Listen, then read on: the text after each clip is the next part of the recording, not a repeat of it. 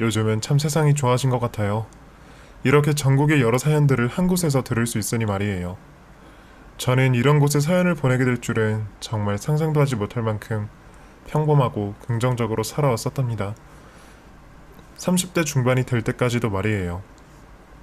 부모님께서도 크게 경제적인 어려움 없이 제가 하고 싶은 것을 마음껏 할 수 있게 도와주셨고, 저 역시도 그저 평온하게 잘 지냈던 것 같아요. 그렇다고 엄청 좋은 학교를 졸업하고 인류 기업을 다닌 것은 아니었지만, 그저 소박하게 즐겁게 그렇게 행복을 느끼며 지냈었어요. 한 남자를 만나기 전까지만 해도요. 제 인생에 처음 청혼을 받게 된 남자가 있었는데요. 오늘은 그 사람에 대한 이야기를 하려고 해요. 이렇게 쏟아내버려야 저 또한 훌훌 털고 새로운 사랑을 시작할 수 있을 것 같아서요. 그럼 제 이야기 한번 들어봐 주시겠어요? 제가 소개하는 이 남자는 제 초등학교 동창이었어요. 5학년 때인가 같은 반이었고 6학년 때는 옆반이었는데 그때에도 좀 조숙했고 성장도 빠른 남자아이였어요. 제가 성격이 좀 차분하지 않고 덜렁대고 하는 편이라서 남자친구들과도 잘 지냈었는데 이 남자 역시 어린 시절부터 상당히 친했답니다. 그런데 그 당시 제 남자아이의 집안이 안 좋다는 소문이 돌았어요. 엄마가 2명이다라는 둥, 작은 집 자식이다는 둥, 이런 말들이 나오곤 했거든요. 누가 봐도 부잣집 아들내미 같은 외모를 하고 있었는데 그런 소문 때문에 가끔씩 친구들과 싸우기도 하고 그랬던 기억이 있습니다. 초등학교 졸업 후에 이 남자아이의 집은 다른 지역으로 이사를 갔고 그때부터 연락이 끊긴 상태로 모두들 궁금해하기만 했었죠. 그러다가 우연히 인터넷을 통해서 초등학교 모임을 결성하게 되었고 그때 친했던 5, 6학년 친구들이 한자리에 모이게 되었답니다. 저는 뭐 뚜렷하게 내세우고 할 것도 없는 30대 후반의 노처녀였지만 그때 친구들과 한창 어울려 놀았던 추억을 되새기며 그 자리에 나가고 싶었어요. 그 중에서 저랑 제일 친했던 남자아이도 있었고요. 그렇게 해서 나가게 된 초등학교 모임에서 저는 이 남자를 알게 되었답니다. 야, 이게 누구야? 다들 진짜 반갑다. 아, 뭐야, 이제 보니 다들 늙은 아줌마 아저씨네. 세월은 역시 무시 못하나 보다. 그러게, 정말 반갑다 얘들아. 오랜만에 만난 친구들은 그저 격없이 어린아이들처럼 하하호호 대며 마음껏 수다도 떨고 술도 마셨답니다. 얼마나 반갑던지 저도 몇십 년 만에 만나는 남자친구들을 껴안고 그랬어요. 술이 다 깨고 난 다음날 좀 창피하긴 했지만요. 아무튼 우리는 그렇게 첫 만남을 가졌고 그때부터 단체로 메시지를 보내며 서로 시간이 맞는 사람들끼리 모임도 갖고 그렇게 친하게 지냈습니다. 그리고 그 중에서 저와 친하게 지내던 한 남자와 지속적으로 연락을 주고받으며 만나게 되었는데요. 치과의사로 변신한 이 남자는 예전에 엄마가 2명이다라는 소문을 가졌었던 그 남자아이였어요. 예전이나 지금이나 외모가 훤칠하고 깔끔한 옷차림까지 변한 것이 하나도 없더군요. 중학교 때 갑자기 집 이사를 가면서 예전 친구들과 잘 만나지 못한 것이 너무 아쉬웠다고 했답니다. 저의 덜렁대는 성격과 다르게 이 친구는 굉장히 꼼꼼하고 계획이 많은 사람이었어요. 생각해보면 저에게 다가올 때에도 많은 계획을 세우고 의도적으로 접근했던 것 같아요. 다른 동창생과 셋이 만나는 줄 알았던 자리에 나가보니 이 친구와 단둘이 있었고 퇴근 후 들렀던 서점에서 우연히 이 남자를 만나게 되어서 식사를 함께 했었고 또 집 근처 공원에서 운동을 하던 와중에도 만났었고 아무튼 이상하리만큼 자주 만나게 되었었는데 알고 보니 이건 역시 의도적으로 찾아왔던 것이더라고요. 저는 몇 년간 연애를 하지 않은 상태로 연애세포가 다 죽어 있었기 때문에 아주 작은 것이라도 엄청 설레이고 가슴이 쿵쾅거렸습니다. 30대 후반이 되고 보니 어떤 남자가 나에게 잘해주는 것만으로도 좀 기분이 좋았거든요. 더군다나 집안도 괜찮았고 직업도 치과의사인 나랑 동갑 남자가 잘해주니 얼마나 좋아요. 우리는 그렇게 연인으로 발전하게 되었습니다. 동창생들에게는 아직 말하지 않고 비밀 연애를 하기로 했고요. 괜히 나이 먹고 너무 쉽게 연애를 시작하는 것 같았고 괜히 헤어지게 되면 친구들과의 동창 모임도 나가기 힘들 것 같았기 때문에 제가 당분간은 비밀로 하자고 했답니다. 그렇게 설레이는 연애를 하고 있었던 와중에 남자친구 없이 제가 동창생들 모임에 나간 적이 있었어요. 그때 남친은 학회가 있어서 지방에 내려가 있었거든요. 저는 아무 거리낌 없이 친구들과의 술자리를 하고 있었는데 그중 정보가 빠른 한 친구가 말을 꺼내더라고요. 얘들아, 민호 있잖아. 그때 왜 우리가 막 엄마 2명이라고 놀리고 그랬던 거 기억나? 기억나지. 나도 놀렸었는걸. 그러다가 담임한테 엄청 혼나고 그랬잖아. 그건 왜? 그게 그 민호네 엄마가 회사 비서였는데 원래 있던 사모님을 이상한 병자로 몰아서 거의 쫓아내다시피 했다고 하더라고. 그 이후에 그 사모님이 자살했다나 봐. 그때 그 집에 딸도 하나 있었는데 그 딸이 나중에 행방불명 됐대. 왠지 좀 꺼림직하지 않냐? 아니 그럼 그 딸은 엄마랑 같이 쫓아낸 게 아니고 엄마만 쫓아내고 딸은 계속 아빠가 키웠나 봐. 그런데 좀 거기에서 문제가 많았었나 보더라고. 아무튼 나중에 성인이 되고 나서 행방불명 됐는데 뭔가 좀 냄새가 이상해. 야, 너는 그런 걸 또 어디서 들었냐? 아니 이게 신기한 게 내 고등학교 친구가 민호랑 또 같은 대학교더라고. 과는 달랐는데 그래도 건너 소문이라는 게 있잖아. 성격도 좀 이상하고 집안에 그런 소문도 돌아서 약간 친구들이랑 잘 어울리지 못했다고 하던데. 그래? 뭔가 이상하긴 하다. 야, 그래도 우리 초등학교 친구인데 뭐 그런 게 필요하냐? 그냥 어린 시절 친구는 그냥 친구로 대해주자. 우리한테 특별히 이상한 게 한 건 없잖아. 동창 친구들은 민호, 그러니까 내 남친이 된 남자에 대해서 이러쿵저러쿵 많은 말을 주고받았습니다. 저는 아무 말도 하지 못하고 친구들이 하는 얘기에 귀를 기울이며 듣고만 있었죠. 솔직히 떠도는 소문이고 확실한 사실도 아닌데 너무 당사자가 없는 곳에서 이렇게 뒷말을 한다는 것이 듣기 좋진 않더라고요. 제 남친이라서 저는 더더욱 그랬고요. 아무리 사귄 지 얼마 되지 않았다고는 하지만 제가 봐온 이 남자는 꼼꼼하고 계획도 많고 직업도 좋고 잘생긴 그런 남자이거든요. 어쨌든 저는 그런 말을 하고 있는 친구들이 불편해져서 몸이 안 좋다는 핑계를 대고 그 자리를 박차고 나왔습니다. 그날따라 얼마나 남친이 보고 싶던지 저는 전화를 걸어 남친 목소리라도 들어야 했어요. 남친, 많이 바빠? 좀 바쁘네. 의사 생활이 그렇게 한가진 않아. 오늘 너무 보고 싶다. 저기 근데 나 물어볼 게 하나 있는데. 얘기해, 뭔데? 그게 아니다. 나 많이 좋아하냐고. 남친의 집안에 대해서 물어보고 싶었지만 잠시 망설여지더라고요. 그게 사실이라고 해도 이미 연애를 시작한 와중에 그런 문제 때문에 헤어질 이유는 없다고 생각했으니까요. 그리고 그런 집안의 환경 역시 본인이 선택할 수 있는 것은 아니죠. 저 역시도 그래도 꽤 능력 좋으신 부모님을 만났지만 그것을 제가 골라서 태어난 것은 아니잖아요. 동창생들의 말은 이제 신경 쓰지 않고 그저 저는 이 연애를 잘 지켜나가자고 마음을 고쳐 먹었답니다. 그리고 그때부터 더욱더 연애에 대해 신경도 쓰고 외모도 가꾸고 그러기 시작했어요. 제 친구들에게 남친과 찍은 사진을 보여주면 다들 깜짝 놀랄 정도로 훤칠한 외모를 가지고 있는 남친에 제가 너무 못 따라가는 것 같아서 말이에요. 이 멋진 남자와 길거리에 팔짱을 끼고 손을 잡고 다니는 것만으로도 저는 너무나 행복했습니다. 더군다나 멋진 치과의사잖아요. 평범한 직장에 다니고 있던 저는 미래의 아이를 낳고 치과의사인 남편이 벌어다주는 돈으로 아이들을 키우며 예쁜 커피잔에 느긋하게 커피를 마시는 상상을 했답니다. 여자라면 누구나 그런 상상하게 되잖아요. 남친은 선배가 개업한 치과에서 일을 하고 있다고 했어요.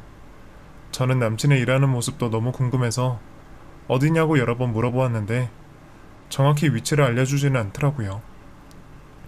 그저 그쪽 부근이라고 지역명만 말해주곤 해서 저희 궁금증은 날이 갈수록 더해졌습니다. 아니 왜 여자친구인 나한테 직장을 안 알려주는 거야? 너는 내 회사 앞에도 찾아오고 있으면서. 내가 나중에 멋지게 내 치과 개업하면 그때 실컷 오면 되지. 지금은 아직 결혼 못한 선배가 운영하는 거라서 먼저 여자친구가 왔다 갔다 하는 게 좀 눈치 보여서 그래. 의사들이 다 연결되어 있으니까 괜히 밉보이면 안 되니까 이해해줘, 응? 알겠어. 그럼 우리 만약 결혼하게 되면 결혼식 한 달 전에는 꼭 알려주기다. 약속해. 에이구, 알겠어. 약속할게. 남친은 이런 식으로 자신이 근무하는 곳을 나중에 알려준다고 말했고 저는 그저 그런 줄로만 알고 있었습니다. 그렇게 남친과의 행복한 데이트를 이어나가고 있던 어느 날, 저는 친구들과 오랜만에 만나서 즐겁게 놀고 있었어요. 오랜만에 만난 대학 동기들 모임이라서 남자 여자 할 것 없이 어울려 과음도 하게 되었죠. 다들 이미 아이도 있는 유부남 유부녀가 많았기에 부럽기도 했고 아직 경험해보지 못한 아줌마의 세상에 대해 얘기도 들었습니다. 다들 결혼은 해도 후회, 안 해도 후회라는 말을 하면서 그래도 궁금하면 해보라는 말을 하더군요. 아직 환상에 부풀어 있던 저는 지금 남친이 치과의사라고 은근히 자랑하면서 만약 결혼을 하게 되면 의사 사모님 소리를 듣는 거 아니냐는 말도 하게 되었답니다. 술도 한 잔 마셨겠다. 그저 기분 좋은 농담으로 한 얘기죠. 친구들은 모두 부러워하면서 치과에 가게 되면 농담으로 싸게 해달라느니 공짜로 해달라느니 하는 말들을 자주 하게 되었고 술김에 저는 오케이를 외치며 내 남친의 학교, 나이, 현재 어느 지역에서 일을 하고 있다는 신상 정보까지 모두 공개하게 되었답니다. 그런데 그 순간 남자친구에게 전화가 온 거예요. 호랑이도 제 말하면 온다고 하더니 깜짝 놀라서 반가운 목소리로 전화를 받았죠. 그런데 남친은 몹시 화가 나 있는 말투로 제게 말을 했습니다. 저기, 너 너무 취한 거 아니야? 응? 나? 오늘 기분이 좋아서 조금 마셨지. 대학 동기들 오랜만에 만났거든. 나는 아무리 술이 취해도 다른 사람 얘기 막 떠벌리고 다니고 그러는 거 별로 안 좋아해. 응? 그게 무슨 말이야? 내가 뭘 어쨌다고? 아니, 그냥 술이 좀 취했으니 혹시라도 나에 대해서 얘기를 많이 했을까봐 그게 좀 걱정이 되어서. 알겠어.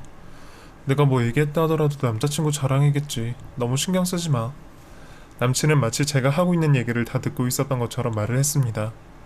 다른 사람에 대해서 함부로 얘기하지 말라는 소리를 듣고는 무언가 기분은 별로 좋지 않았어요.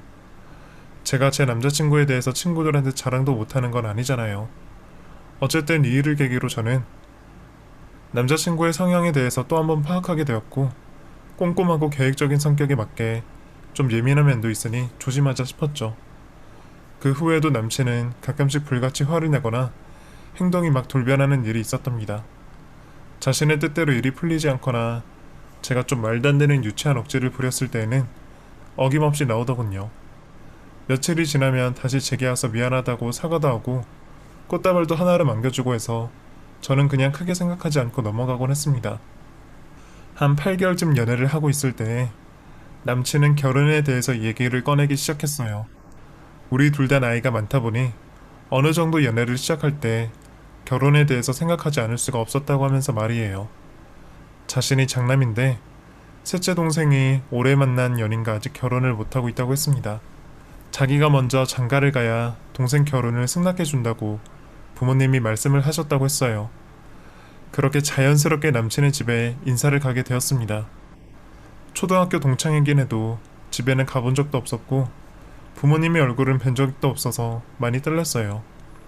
더군다나 이제는 친구가 아니라 결혼을 생각하는 관계이기 때문에 더더욱 떨렸죠. 수줍게 인사를 건네며 집 안으로 들어갔는데 남친의 어머님과 아버님은 누가 봐도 나이 차이가 엄청나게 많아 보이는 관계이셨어요. 모르는 사람이 보면 아버지와 딸이라고 해도 믿을 정도로요. 더군다나 조용하시고 매너 좋으신 아버님과는 별개로 어머님은 굉장히 화려했고 외모도 좀 세 보이셨답니다. 자고로 시어머니가 굉장히 중요하다고 친구들이 하는 얘기를 들었었는데 어머님의 첫인상 자체가 너무 무서워서 두렵기도 하더군요. 안녕하세요. 그래요. 어서 와요. 얘기 많이 들었어요. 여기 앉아요. 그래도 반갑게 맞이해주시는 부모님과 옆에는 남친의 막내 동생도 함께 있었습니다. 떨리는 마음으로 두근두근 거리고 있었는데 남친의 어머님이 말씀을 꺼내시더라고요. 아들한테 들어보니 직장은 별로 가망이 없다고 하던데 아버님이 갖고 계신 건물이 정확히 어디예요? 네? 직장이요? 그게... 초면부터 바로 저희 직장에 대해서 미래가 없다고 말씀을 하시는 남친 어머님의 질문에 너무나 놀랐어요. 더군다나 저희 부모님이 자수성가해서 장만하신 빌딩에 대해서도 어떻게 아셨는지 너무 당황해서 말이 안 나오더라고요. 놀랐다면 미안해요. 아가씨도 알다시피 우리 아들 치과의사예요. 서로 뭐 이 정도는 알아야 하지 않나 해서요. 의사 사위 보는 것이 쉽지만은 않다는 거 아시죠? 어머님의 이어지는 질문은 가히 충격적이었습니다. 그런데 그 순간 남친의 아버님이 말씀을 거들어 주셨어요. 당신 지금 초면에 무슨 말을 하는 거야? 의사 사이면 뭐 어떻게 해줘야 되는 건데? 서로 사랑하고 하면 됐지. 더 이상은 신뢰되는 질문 하지 말아요. 미안해요 아가씨. 워낙에 엄마가 지극정성으로 아이들을 키우다 보니 과한 질문을 했네요. 그래요. 내가 너무 신뢰를 했네요. 미안해요 아가씨. 오늘 들은 얘기는 없던 걸로 해요. 뒤이어 남친의 어머님도 마지못해 사과를 하고 그렇게 넘어갔습니다. 남친의 집에 인사를 갔던 이날은 정말 제 인생에서 가장 식은땀이 많이 났던 날인 것 같아요. 평소에 털털하고 덜렁대고 그저 긍정적으로만 생각하려고 사는 성격이라서 그렇게 어딜 가도 크게 힘들어하고 그런 적은 별로 없었는데 이날은 진짜 힘들더군요. 그래도 아버님이 중간에서 잘 제재를 해주신 덕분에 잘 인사를 드리고 나오게 되었습니다. 그때 함께 있던 남친의 막내 동생이 제가 가는 길에 말하더라고요. 자기 여자친구도 저와 같은 대학교 출신인데 넷이 한번 자리를 하고 싶다고요. 저는 좋다고 했어요. 어른들이 없는 자리이니까 굳이 불편할 것도 없다는 생각도 들었죠. 그렇게 일주일쯤 흐르고 저희 커플과 막내 동생 커플이 합석을 하게 되었습니다. 분위기 좋은 곳에서 만났고 막내 동생과 여자친구 역시 성격이 매우 좋았어요. 그리고 동생 여자친구가 제 학교 후배라는 것도 알게 되어서 우리는 급속도로 가까워졌답니다. 언니라고 불러도 되죠? 대학교 선배니까 우리 진짜 편하게 지내요. 나중에 우리 여기 시집 와서도 진짜 친자매처럼 지내면 좋을 것 같아요. 하하, 그래요, 그래. 이것도 참 인연이다, 그쵸? 저도 여동생 갖고 싶었는데 너무 잘됐다. 술자리는 그렇게 화기애애하게 이어졌습니다. 대학교 후배라고 하는 그 여자와도 연락처를 주고받아서 평소에 가끔 연락을 하면서 지내기도 했어요. 그 커플은 이미 7년 정도를 사귄 상태라서 이 집안에 대해 너무나 잘 알고 있는 듯 보였답니다. 저는 이때다 싶어서 궁금한 것을 하나하나 물어봤어요. 7년간 보아온 내 남친의 성격은 어떠한 건지, 혹시 집안에 대해서 들은 얘기는 없었는지 등등 말이죠. 남친의 동생 여자친구, 그러니까 예비 동생은 저에게 그저 괜찮은 집안이라고 웃으며 얘기할 뿐 딱히 자세하게 말은 하지 않더라고요. 예전에 동창생들이 하던 얘기도 그렇고 남친의 어머님도 그렇고 그렇게 괜찮은 집안은 아닌 것 같은데 뭔가를 자꾸 숨기는 느낌이 들었습니다. 그래도 저 역시 결혼 날짜를 잡은 상태이기 때문에 더 이상 궁금해하지 않기로 했어요. 집안에 다 한두 개쯤 흠이 없는 집안이 어디 있겠나 싶어서 말이죠. 그런데 저희가 결혼 날짜를 잡고 막내 동생 커플도 내년으로 결혼 날짜를 잡기로 했는데 이상하게 오랜 기간을 사귄 막내 동생 커플이 결혼을 미룬다는 말을 하더라고요. 장남이 결혼하기만을 기다린다고 했는데 잡았던 결혼을 미룬다니 좀 의아했죠. 그래서 예비 동서와 만나서 무슨 일 있냐고 물어보았더니 갑자기 저에게 결혼을 왜 이리 서두르냐고 말을 하면서 성급하게 하지 말고 좀 더 만나보고 알아보고 하라는 말을 하는 거예요. 그냥 괜찮은 집안이라고만 말을 하다가 갑자기 결혼을 성급하게 하지 말라니 무슨 말인지 의아하더라고요. 저는 무슨 일이 있었느냐며 계속해서 물어보았는데 괜히 남의 결혼에 관여하고 싶지 않다고 말을 하면서 자신의 말 때문에 실수하는 일은 만들고 싶지 않다는 겁니다. 지금 언니네 커플이 너무나 보기 좋게 잘 만나고 있는데 괜히 제가 짐작하는 말들 때문에 망치고 싶지 않아요. 그냥 당분간 결혼을 좀 미루고 있다가 제가 무언가 알게 되면 그때 다시 얘기해 줄게요. 이런 말만 남기고 예비 동서는 그 자리를 나가버렸어요. 잘 만나고 있다가 갑자기 그런 말을 들으니 저는 몹시 황당했답니다. 안 그래도 양가 상견례 자리에서 저희 부모님께 노골적으로 어느 정도의 재력이 있는지 건물이 어디인지 물어보시는 남친의 어머님은 특히 너무 좋아 보이지 않았거든요. 그리고 가끔씩 남친이 불같이 화를 내면서 저의 일거수일투족을 감시하듯이 물어보는 것도 마음에 내키지 않았었고요. 그날 이후로 저는 깊은 고민에 빠지게 되었답니다. 저희 부모님은 치과에서 사이 없는 집안에서 이 정도는 물어볼 수 있는 것이다라고 사시면서 초긍정적인 마인드로 생각하고 계셨기에 결혼 날짜까지 잡게 된 것인데 생각해보니 그때 우리 아빠의 얼굴에 식은땀이 엄청 흘렀던 것도 마음에 좋지 않더라고요. 저는 이미 유부녀가 된 친한 친구들에게 전화를 걸어서 물어보았어요. 지금 현재 제가 진행하고 있는 결혼이 맞는 것인지 객관적인 평가가 듣고 싶었거든요. 3명의 유부녀 친구들은 하나같이 말을 하더군요. 야, 너 지금 배부른 소리 하는 거 아니냐? 특별히 무슨 일이 있는 것도 아니고 병원을 차려달라고 한 것도 아닌데 너무 오버한다. 치과에서 남편 만나기가 그리 쉬운 줄 아니? 그것도 우리 나이에? 야야야, 우리 나이쯤 되면 일반 좋은 직장에 다니는 남자들도 쳐다도 안 볼걸? 야, 행복에 겨운 줄 알아. 이미 결혼 생활을 해서 아이까지 키우고 있는 친구들의 말을 들으니 금세 걱정했던 것이 다 사라졌습니다. 예비 동생의 말은 그냥 있고 앞으로 편하게 의사 사모님 소리 들으며 살 일만 남았다 생각을 했죠. 그렇게 마음을 굳히고 결혼식 날짜만을 기다리며 이것저것 알아보고 있었는데 남친은 점점 나의 하나하나를 감시하고 계획하고 하기 시작했습니다. 더 황당했던 것은 제가 누구를 만나서 무슨 얘기를 한 것까지 어느 정도 알고 있는 것 같았어요. 그리고 어느 날 한다는 소리가 동생 여자친구가 하는 얘기에 너무 신경 쓰지 마. 응? 뭐라고? 내 동생 여자친구 말이야. 예비 재수씨. 그 여자가 하는 말에 하나하나 너무 깊이 신경 쓰지 말라고. 걔네 아빠가 형사라서 그런지 사람이 의심이 많고 좀 그래, 옛날부터. 근데 갑자기 그런 얘기를 왜 하는 거야? 걔가 나한테 무슨 얘기를 했다고? 너네 둘이 따로 만났잖아. 연락도 자주 하고. 그렇지 않아? 그러니까 걱정돼서 내가 미리 하는 말이야. 저는 예비 동서와 따로 만나서 들은 얘기를 한 번도 남친에게 한 적이 없었는데 이미 남친은 그것까지 알고 저에게 말을 하는 겁니다. 저는 너무 황당했어요. 자기가 그걸 어떻게 알아? 내가 예비 동서랑 만나고 하는 걸? 에이, 그게 뭐가 중요해.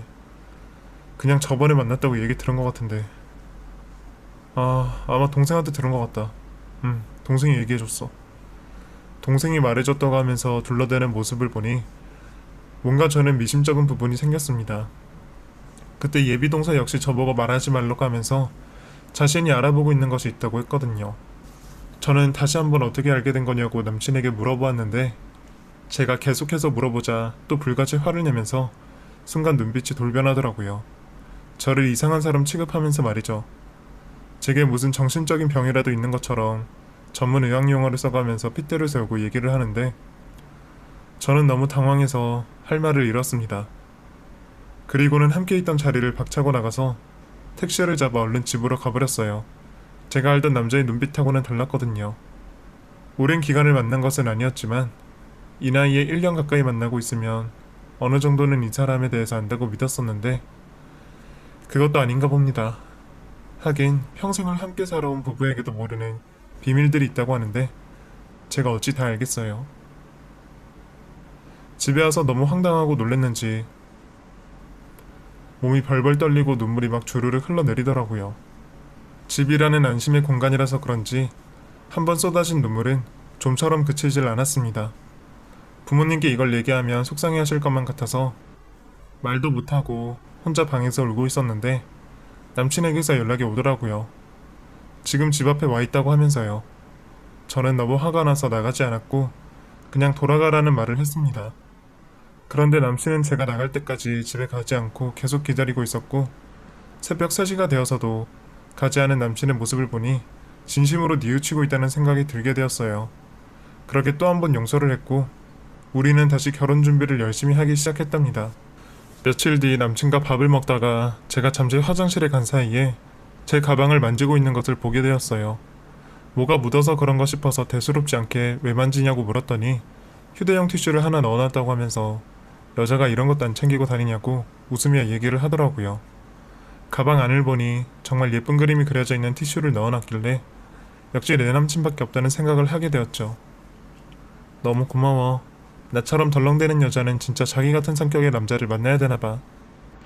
이 예쁜 티슈가 어떤 것인지도 모른 채 그저 남친에게 고맙다는 말만 하고 있었답니다.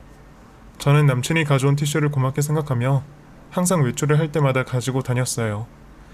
생각보다 티슈를 사용할 일은 많지 않았지만 말이죠. 제 차에도 여분으로 비치해주어서 얼마나 고마워했는지 몰라요.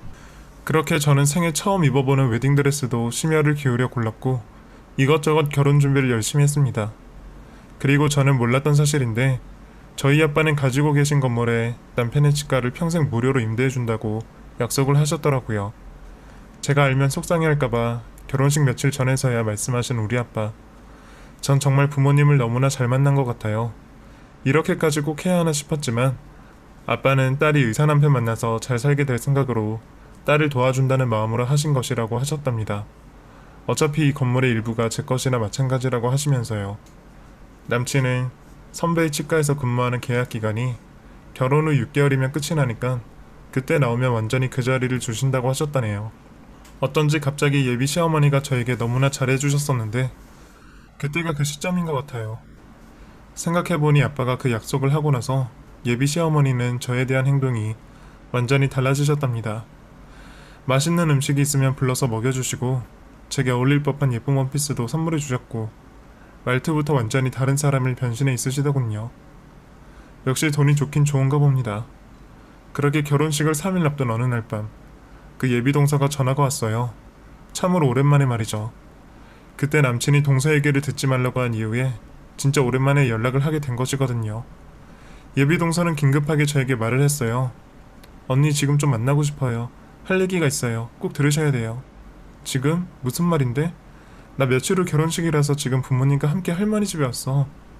친척집이 어딘데요? 꼭 할 얘기가 있어요. 형님 결혼하시면 안 돼요. 제 얘기 꼭 들으셔야 돼요.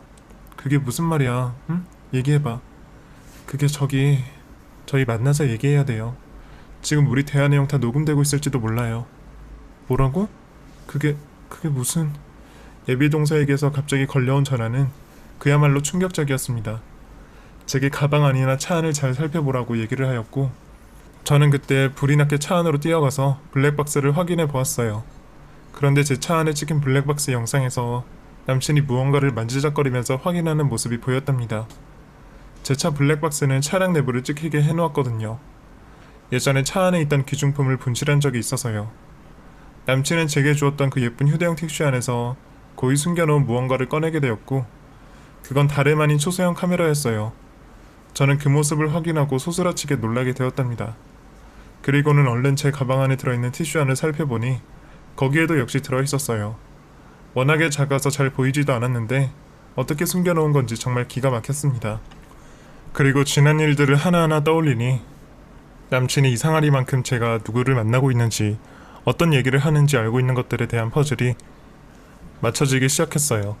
이 예쁜 티슈를 주기 전에도 분명히 제 가방 안에 무언가를 넣어놓았을 것이라는 생각이 들더라고요. 제가 좀 덜렁대고 가방 안에 이것저것 물건들이 혼합해져 있어서 잘 확인을 안 하는 편인데 아마도 그걸 노린 것 같네요. 너무나 충격적인 사실에 저는 할 말을 잃었어요. 그리고 그 초소형 카메라를 바로 발로 마구 밟아서 깨트려버렸고 예비 동서에게 전화를 걸어 만나자고 약속을 했죠. 예비 동서는 제 얼굴을 보더니 와락 저를 끌어안고 울기 시작했어요. 사시나무 떨듯이 몸을 떨고 있었는데 너무나 안쓰러웠습니다. 겨우 마음을 추스린 예비 동서는 하나씩 말을 해주기 시작했어요. 저희 아빠 경찰인 거 알고 계시죠? 사실 7년을 넘게 사귀면서 이 남자 정말 좋아했어요. 남친보다 오히려 제가 더 좋아했을 거예요. 그래서 조금 이상한 부분이 있어도 이 남자 아니면 죽을 것 같아서 제가 참고 견뎠었죠. 그래 알아. 많이 좋아한 거. 그런데 저번에 이 집 엄마와 형제들이 하는 얘기를 우연히 들었었는데 뭔가 이상한 거예요. 누군가를 잘 보냈다느니 어쨌다느니 정신병원이 어쩌고 저쩌고 하면서 말이죠. 들키지 않게 조용히 차렸냐느니 얘기를 하는데 뭔가 심상치 않은 느낌이 들더라고요. 그리고 그 집안에 예전에 이복 누나가 한 명 있었던 거 아시죠? 자세히는 모르는데 그냥 있었다고 듣긴 했었어. 근데 그게 왜? 저는 그 남친 누나 봤거든요. 정말 예쁘고 순수하고 그런 분이셨는데 남친 말로는 좀 아파서 집에만 있다고 했어요. 그런데 어느 날은 집 2층 방에 자물쇠가 잠겨져 있기도 하고 안에서 그 누나 소리가 들리는 것 같기도 하고 아무튼 뭔가가 이상한 느낌만 가득했거든요. 그런데 이번에 저희 아빠한테 부탁해서 여기저기 알아보셨는데 그 누나를 정신병원에 강제로 입원시켰다는 거예요. 뭐라고? 그게 가능해?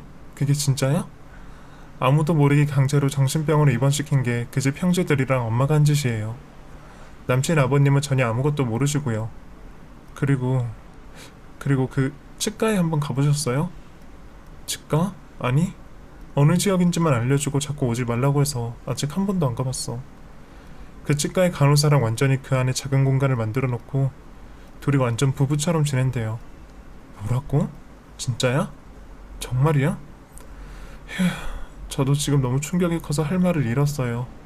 저는 그런 집안의 그런 사람인 줄도 모르고 7년을 넘게 이 남자한테만 목을 메고 있었으니 말이에요.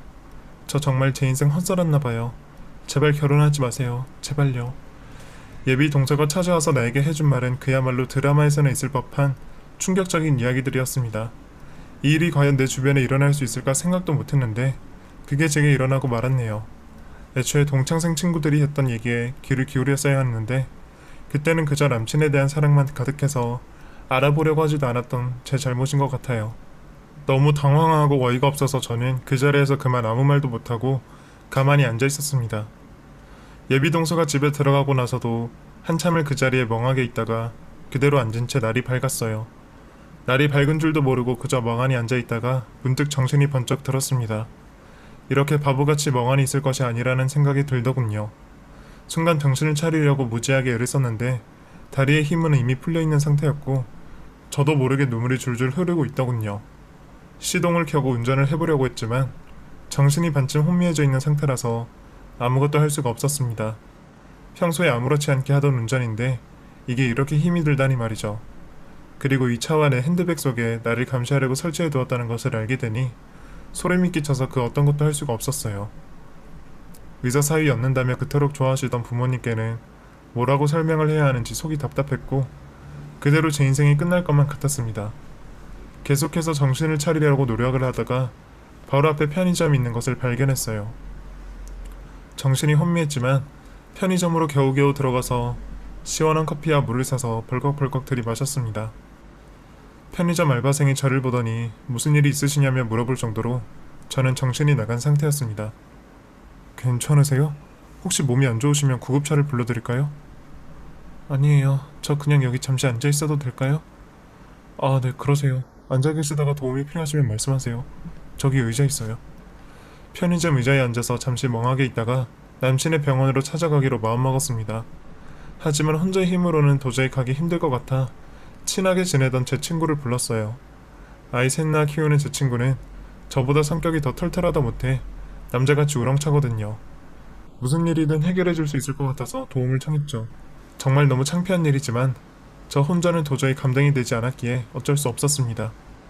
고맙게도 친구는 아이들을 유치원에 보내고 당장 달려와 주었고 제 남친이 일하고 있는 치과로 함께 동행해 주었습니다. 차에서 가는 동안 저는 어제 예비 동서가 해주었던 얘기들을 했고 친구는 쌍욕을 해가면서 절대로 있을 수 없는 일이라고 가만두지 않겠다고 하더군요.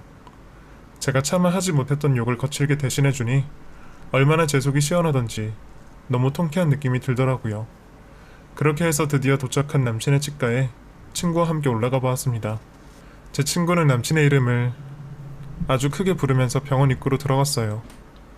누구냐며 말리는 간호사들을 다 뿌리치고 진료실과 청소함이 있는 곳 등 모두를 뒤져본 끝에 저 안에 조그마한 텐트가 쳐져 있는 공간을 발견하게 되었고 그 안에는 제 남친과 어떤 여자가 다정히 찍은 사진도 있었습니다. 어떻게 치과 안에 이런 장소가 있을 수가. 친구를 뒤따라가 그 모습을 본 저는 그대로 바닥에 주저앉아 버렸습니다. 아무런 힘도 나지 않고 아무런 생각도 나지 않았어요. 제 친구는 청소도구함에 있던 빗자루를 빼서 그 텐트를 모조리 마구 때리기 시작했고 황급히 저에게 다가온 제 남친 역시 빗자루로 마구 때려주었습니다. 오냐 잘 만났다 너. 그 잘난 치과에 사는 놈이 바로 너냐? 내 친구 직업 무시하고 친구들도 무시해서 한 번도 얼굴도 안 비추던 놈을 여기서 만나는구나. 잘 걸렸다 너 이놈. 뭐야 당신 누구야? 왜 이러는 거야? 당장 경찰 불러. 저를 발견한 남친은 그저 하나씩 둘러대기에 정신이 없었습니다. 다 오해라는 둥 사실은 여동생이라는 둥 하나하나 설명을 하는데 제 귀에 하나도 들리지가 않더군요. 남자친구의 싸대기를 아주 세게 2대를 때리고 얼굴에 침도 뱉었는데 치과는 순간 아수라장이 되었고 남친의 연인으로 보이는 간호사가 제게 다가와 뭐하는 짓이냐며 당장 꺼지라는 말도 하더군요. 내가 당신보다 먼저 시작한 사이야. 왜 이래? 당신한테 사랑이 있는 줄 알아? 당신네 집안 건물에서 치과 하나 차리고 빼먹으려고 하는 거다. 왜? 순간 너무 화가 나 이 말을 내뱉는 간호사의 머리채를 잡고 휘둘렀습니다. 어디서 이런 힘이 나온 건지 모를 정도로 말이죠. 그 간호사 역시 저의 머리채를 잡고 아수라장이 된 와중에 경찰이 도착했고 우리는 모두 경찰서로 가게 되었어요. 소식을 듣고 예비동서가 찾아왔고 저희 부모님도 오시게 되었습니다. 예비 동서의 아버지까지 나중에 오게 되셨는데 이때 남친에 대해서 하나하나 까발려지기 시작했어요. 남친이 폭력 및 스토커로 전과가 있었다는 것도, 그리고 강제로 이복 누나를 정신병원에 입원시켰다는 것도, 그리고 예비 동서 역시 초소형 카메라로 관찰을 하고 있었다는 사실까지도 알게 되었습니다. 도대체 이 남자에 대해서 어디까지 알아야 할지 더 이상은 듣고 싶지도 않았어요. 저희 부모님이 오셔서 제 남친의 잘난 면상을 두 대쯤 후려 갈겨주셨고, 저와 예비 동서는 그 길로 집에 돌아가 모든 결혼 절차에 대한 파혼을 진행했습니다. 웨딩드레스며 메이크업이며 예물이며 모든 것을 다 마친 상태라서 위약금이 상당히 많이 발생했지만, 그래도 결혼식이 시작되기 전에 파혼을 했다는 것에 너무나 감사했어요. 예비 동서가 정말 저를 기적처럼 살려준 것이죠. 이 나이에 이런 꼴을 당하다니 제 꼴이 참 우습고 비참하다는 생각이 들었는데, 그 치과에 같이 가주었던 친구를 비롯해서 다른 친구들도 저를 많이 위로해 주었답니다. 사람들이 결혼했다고 지금 살고 있다고 다 아무 일이 없는 게 아니야. 다 들춰보면 뭔가 문제가 있는 사람들도 꽤 많아. 넌 아직 진짜 짝꿍을 못 만난 것 뿐이야. 이건 네 잘못도 아니고 그냥 나쁜 놈이 계획하고 너를 사기친 거야. 힘내자, 친구야. 후에 들은 얘기로는 그 집안은 다 이혼하고 풍비박산이 나서 쫓겨났고, 정신병원에 입원시켰던 그 누나는 무사히 집안에 들어왔다고 하더군요. 더 이상 그 지역에서 치과의사로도 활동 못해서 지방 어디로 내려갔다고 하는데, 그 뒤로는 들은 얘기가 없네요. 그저 평범하고 긍정적이었던 제 삶에 이번 일은 너무나 큰 충격이었답니다. 그 충격으로 아빠는 고혈압이 생기셔서 열심히 약을 복용하고 계세요. 다 저 때문에 그렇게 된 것 같아 너무 속상하지만, 아빠와 엄마는 그래도 자식을 지킬 수 있음에 너무나 감사하다는 말씀을 하시더라고요. 저는 이런 부모님을 만날 수 있음에 제가 더 감사하며 열심히 살고 있습니다.